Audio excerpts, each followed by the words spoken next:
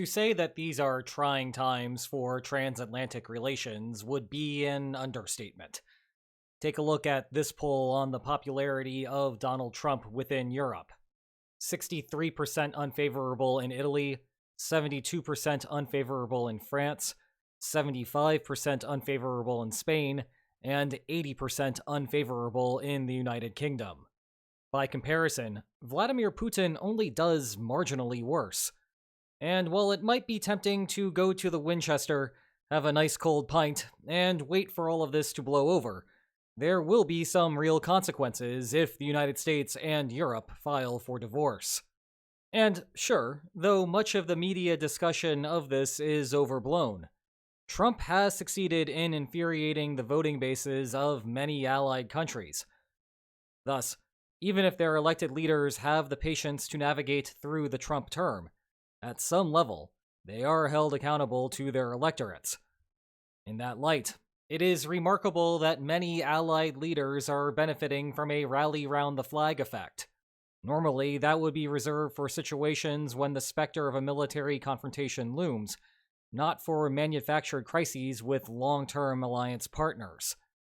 So, today, let's look at 10 things that Americans lose if they lose Europe, 5 each from national security and the economy. Number 1. A China Counterbalance.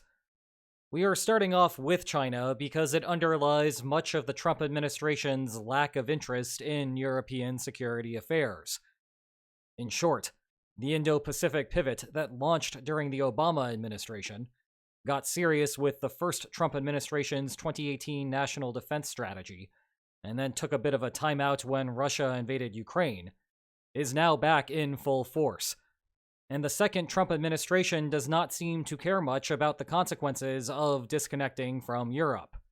Well, if you actually listen to the 25% of the administration's comments on that topic, it is not as alarming. It just gets sandwiched between the 75% of bombastic comments that are driving fear into Europeans who peruse the headlines.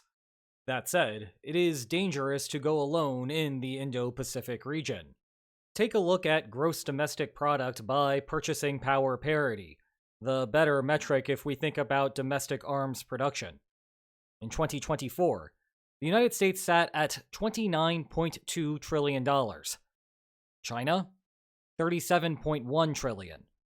The bright spot for the United States is that East Asian friends remain along the Pacific. Japan at $6.6 trillion, South Korea at $3.3 trillion, and Taiwan, the primary target of whatever may happen, at $1.8 trillion. That gets the coalition's cash flows above China's, but it remains close. Do you know what would be nice in this situation? How about another $28 trillion joining the team? It will not surprise you to find out that the European Union brings that amount to the table. The good news for the United States is that Europe has reason to care about East Asian security.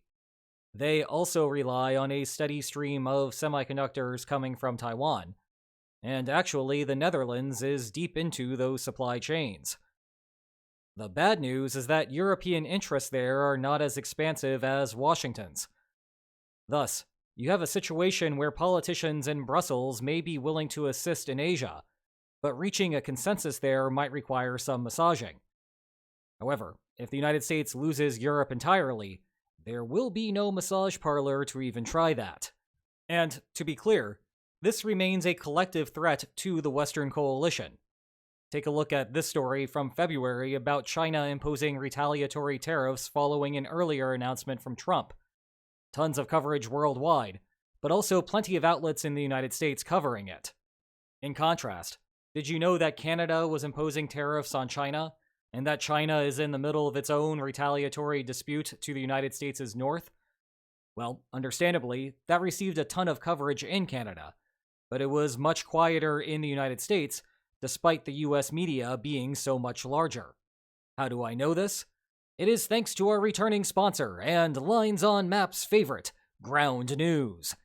These are just a couple of the awesome tools at the fingertips of their Vantage Plan users. And using my link ground.news/linesonmaps, or the QR code on your screen, you can get 40% off a Vantage subscription. So check out Ground News today, and thanks again for their continuing sponsorship of this channel. Moving on, number 2 is military bases. You know that the United States loves to project power with its aircraft carriers.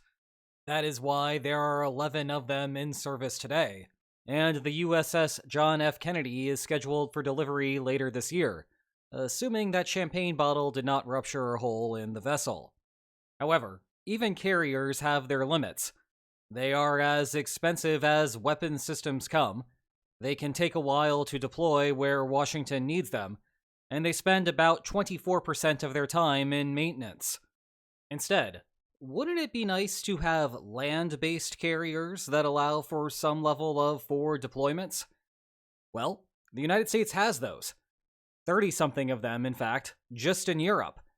They are called bases, and they are something that European countries tend to be happy to host because they improve mutual security. Emphasis there on the word mutual. Let's hop into a time machine to 2001. The United States invaded Afghanistan on October 7th. That was a turnaround of just 26 days. The only way that was possible was thanks to US bases in Europe. In fact, the start of the war featured the third largest airlift in history, surpassed only by preparations for the Gulf War and the historically iconic Berlin airlift. A timeline under 4 weeks simply would not have been possible without Europe to provide logistical support. Otherwise, the United States is looking at a 2002 invasion of Afghanistan. Meanwhile, other bases provide services that time simply cannot substitute. This is Badufik Space Base in northwest Greenland, which, at the time of recording, remains a semi-autonomous part of Denmark. Despite its name, the United States is not launching satellites from up there. Rather, it houses the NORAD Advanced Alert Detectors. No advanced alert detectors, and you give Russia just a bit more reason to think about a surprise nuclear strike. This may be the most underrated part of the modern liberal order. You benefit from the geographic advantages that partner countries provide, all thanks to those partner countries not thinking that you will exploit those bases to hurt those partner countries. Number 3, intelligence sharing. Sure, the United States spends an absurd amount of money on intelligence, and it is growing too, from $63.5 billion in 2007 to $106.3 billion in 2024. However, there are still limits to what a country can do on its own. That is a major reason why the United States is part of the well-known Five Eyes Intelligence Alliance, consisting of the large Anglophone countries. To better understand the benefits, let's use the United Kingdom as an example. Once upon a time, the sun never set on the British Empire. And while the king and country got out of the imperial game decades ago, the infrastructure of human intelligence remains expansive across the Commonwealth. Europe provides further intelligence coverage and in greater depth than the United States can accomplish on its own. Indeed, think about the depth of French intelligence in the Francophone world, particularly concentrated in Africa. Or, perhaps more relevant to today, all of the Eastern European NATO members and their historical connections to Moscow and the Russian-speaking world. And the thing about intelligence is that you can snap your fingers and shut off most of it without, say, destroying more complicated supply chains. It is not as sticky of a system as an actual physical building, full of 32 delegations, which Europe might want to keep together despite some second thoughts about its construction. No, intelligence can disappear in the blink of an eye, as Ukraine discovered following the Oval Office meltdown. Now to number 4. The arms network. Once upon a time, NATO built its reputation for collective defense by stipulating that an attack against one was an attack against all. But quietly, its better trick may have been to create the world's most powerful arms network. From bullets to artillery and beyond, NATO's standardization policies mean that German, French, and British weapon systems have never been more compatible with America's. The gains for the United States have been enormous and range across a variety of categories. For one, Europe represents a dream of an export market. The Trump administration laments the loss of American manufacturing jobs, a falloff that has lasted more than a half of a century. However, arms production is the one thing that, thanks to national security concerns, has not been offshored. As a result, Europeans support high-paying blue-collar jobs in the United States. Moreover, the large orders generate economies of scale, allowing the United States to invest more in R&D and produce weapons that would simply not be possible if the U.S. Armed Forces were the only purchaser. The United States gets some benefits going the other way, too. Building compatible weapon systems mean that stores of supplies like 155mm artillery shells are available in European warehouses, and, in a pinch, they could be shipped across the Atlantic. Now, the big talking point from the Trump administration is that Europe does not spend enough on defense, and thus these benefits are not as great as they appear. And the president is right that Europe lagged behind the target of spending 2% of GDP on defense. Only 23 of 32 NATO members met that goal in 2024, at a time when 2% hardly seemed like enough anymore. But there is a fine line between kicking Europe into gear and finding yourself kicked out of the perks of having European friends. This goes double at a time when there is consensus within the halls of NATO that Trump is right, even if the delivery of his message is disagreeable in its tone. The point is that it should be possible for Europe to arm, and the United States to be the primary beneficiary of the increased spending. But that is not where this is going at the moment. Here is an exercise worth doing. The media tend to produce sensationalist takes, because they are rewarded more for garnering clicks than predicting the future. And sadly, I am in that category too.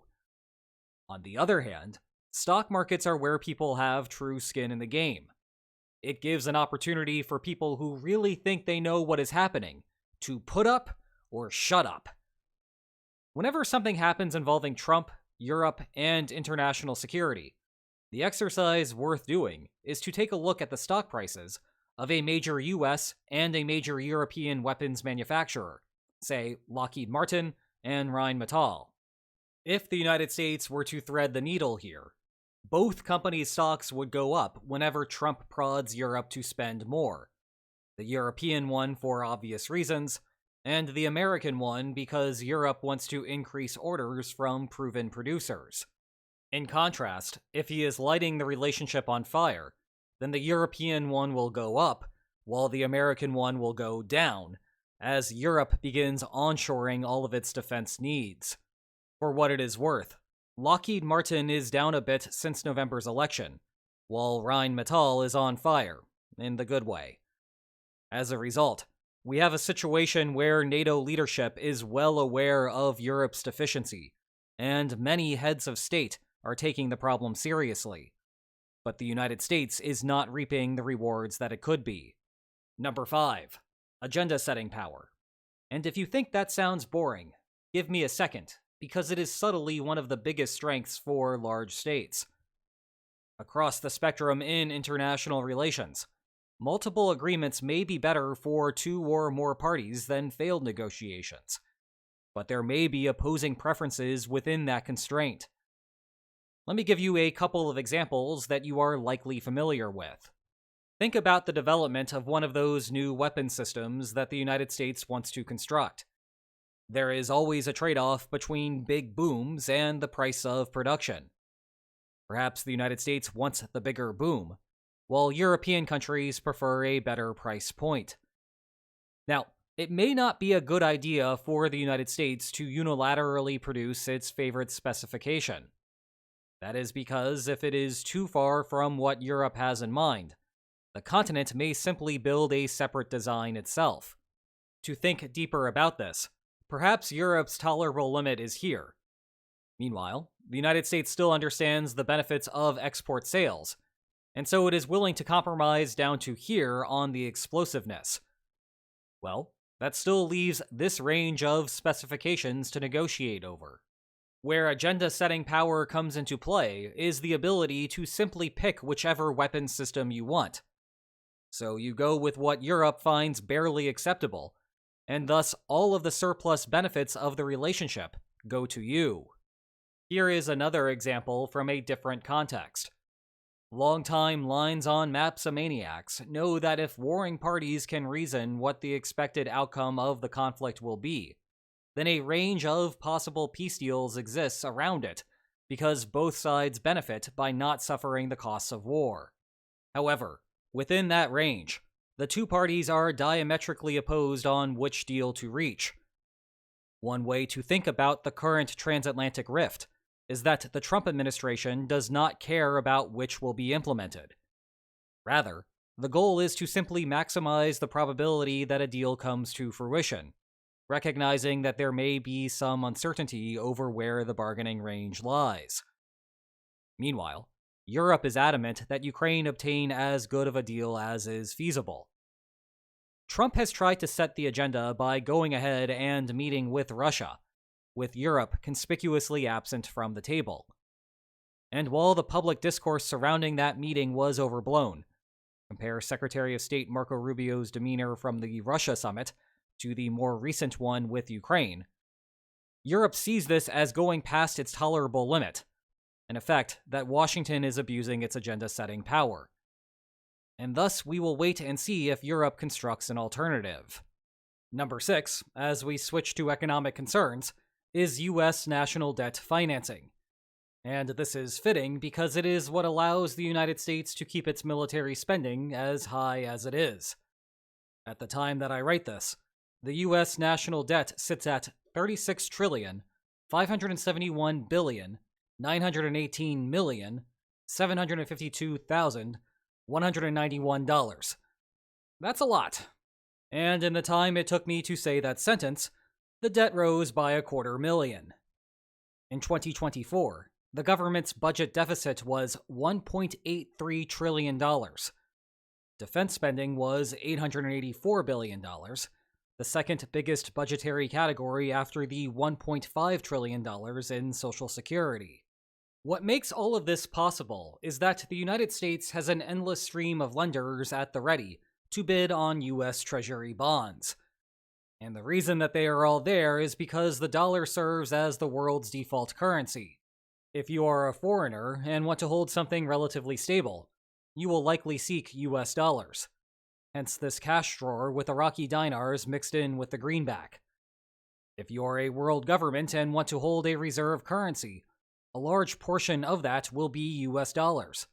In fact, about 58% of global reserves as of 2024. And if you want to exchange two currencies, say Indian rupees with the Belarusian ruble, there is probably a bill in between, the US dollar. That is, the rupees are first converted to the dollar, and then the dollar is converted to the ruble.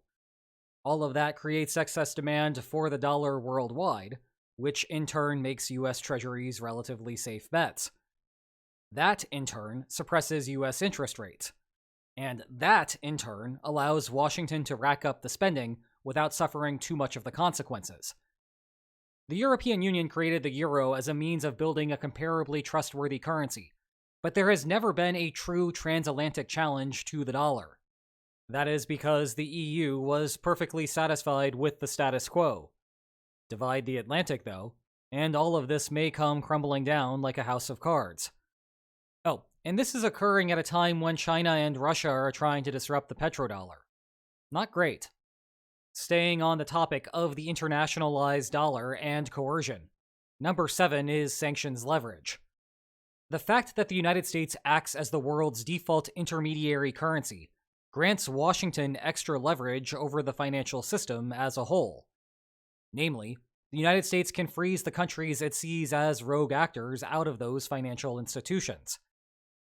Sanctions often raise mixed feelings among the broader public, because the most salient cases are long-run episodes where opponents view them as the cost of doing business.